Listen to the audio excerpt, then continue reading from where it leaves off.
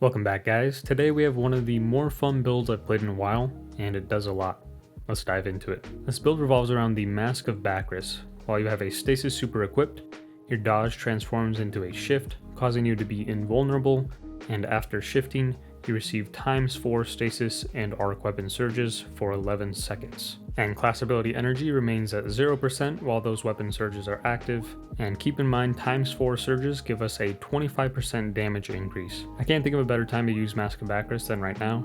We have a lot of artifact mods making stasis super strong, and we have a couple that help arc out as well. To pair with Mask of Bacchus, we'll be taking Aegir's Scepter. Final blows with Aegir's generate a slowing burst around the defeated target, and then stasis final blows transfer ammo to Aegir's from reserves. And the Catalyst allows you to change firing modes while your super is full, which will slowly drain it. The alternate firing mode overflows the magazine, grants 80% increased damage, and applies slow stacks on hit. The effect lasts until the magazine is emptied. Super energy runs out if you stow the weapon, or if you swap the firing mode. Now for our subclass, we'll be using Prismatic. Keep in mind you'll need Silence and Squall as your super, so Mask of Bacchus actually works. And for our first aspect, we'll be taking Winter Shroud. Dodging slows nearby enemies, and your class ability energy regeneration is increased by 300% when applying slow. This pairs perfectly with Mask of Bacchus and Aegir's Scepter, allowing for higher Mask of Bacchus uptime. And it's important to remember that your class ability won't regen while your arc and stasis surges are active.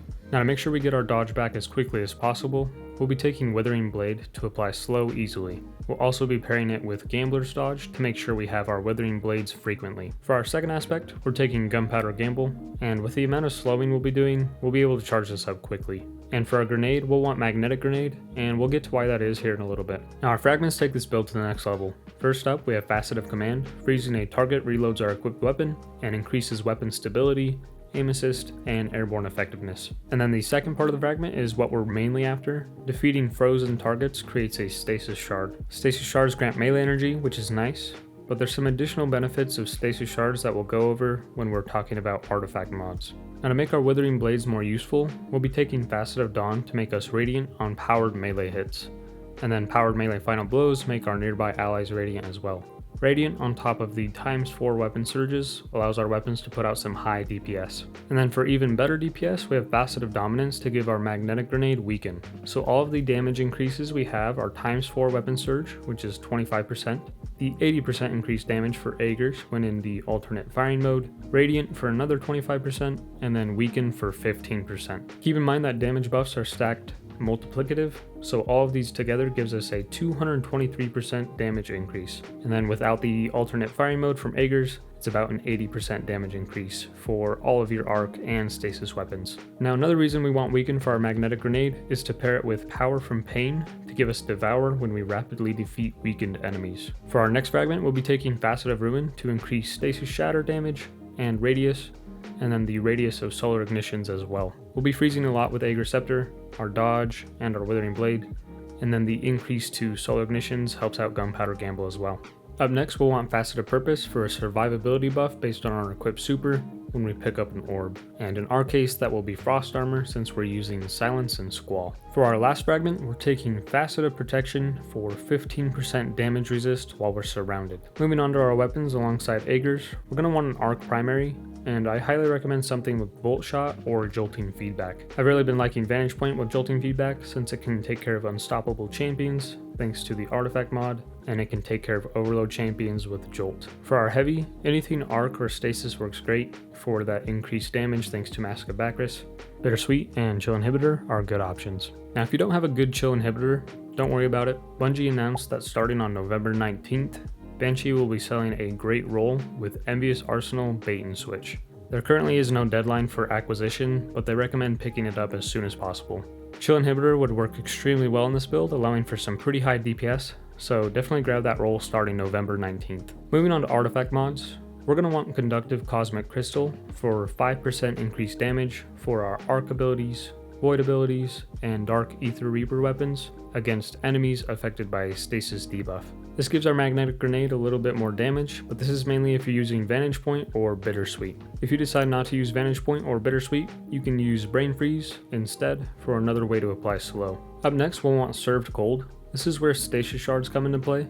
picking up a stasis shard grants class ability energy. This will just help with higher Mask of Bacchus uptime, which is exactly what we want. To take even more advantage of stasis shards, we'll be using Crystalline Converter. Gathering stasis shards gives us stacks of Crystalline Converter, allowing our next powered melee hit to create stasis crystals equal to the number of stacks you have. This just gives us another source of shatter and the potential to freeze combatants with the stasis crystal. And then we already went over Power from Pain, paired with our Magnetic Weakening Grenade to give us Devour. Up next we'll want Wind Chill for Frost Armor on Rapid Stasis Precision hits, and this can be easily done with Aegir's Scepter. Now to take advantage of Frost Armor, we'll want Armor of Aramis to freeze enemies when we become critically wounded while Frost Armor is active. And to make our Aegir's and potentially Stasis Heavy even better, we'll want one with Frost for increased weapon reload speed and stability while Frost Armor is active. Now the reason I recommended an arc weapon with Volt Shot or Jolting Feedback is because of Trace Evidence. Rapid precision hits or rapid final blows on targets affected by Jolt or Blind will generate Ionic Traces. This is just free ability energy without having to do much. Ionic Traces give it a good amount of ability energy with 12.5% grenade and melee energy and 15% class ability energy. This is another source to get our dodge back even quicker. And you might be wondering why we're not using Retinal Burn, which consumes an armor charge to blind the target, and this normally pairs nicely with Trace Evidence, but the reason for this is because we want our armor charges, which we'll get into here in a little bit. And I also found we're generally freezing enemies, so blinding rarely comes into play. Now moving on to armor mods, on our helmet we'll want a Harmonic Siphon for orbs on stasis weapon final blows, Special Ammo Finder for our Aegir's, and then you can choose to do either an Arc Siphon or a Heavy Ammo Finder. On our gauntlets we're taking Firepower for orbs on grenade final blows, and then Impact Induction for grenade cooldown when we cause damage with our Withering Blade. For our chest piece, we're just taking whatever damage resistance mods fit the current activity we're doing. On our boots, we'll want Stasis Scavenger for our Aegir's and Heavy Weapon if that's what you're using, Recuperation for health on orb pickup, and then Elemental Charge for an armor charge when we pick up an elemental pickup. We'll be creating a lot of Stasis Shards and Ionic Traces, so this helps keep our armor charges up very frequently. And to take advantage of those armor charges, on our cloak we're taking Special Finisher to generate special for the whole fire team, and then we'll want Reaper to generate an orb on kill after we dodge, and then Powerful Attraction to pick up orbs near us when we dodge.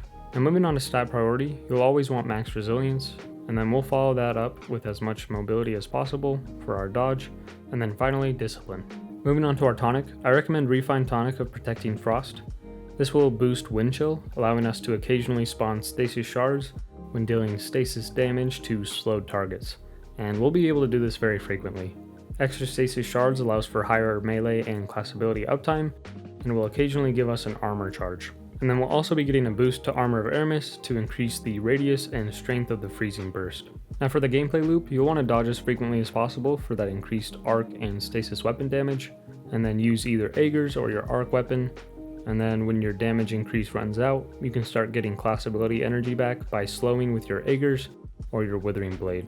And then if you want max damage, you can dodge, use a Withering Blade for Radiant, and then your Magnetic Grenade for Weaken, and then you can go to town with your Aegir's or Heavy. Feel free to consume your super with Aegir's for even more damage on beefier enemies, and then turn off the firing mode by swapping weapons or changing firing modes to save more super energy. You'll get a feel for the gameplay loop the more you play it, and it's honestly a ton of fun. As always, the build link is down in the description. If you like it, consider dropping a like or a sub, it goes a long way. Appreciate you guys, and I will see you in the next one.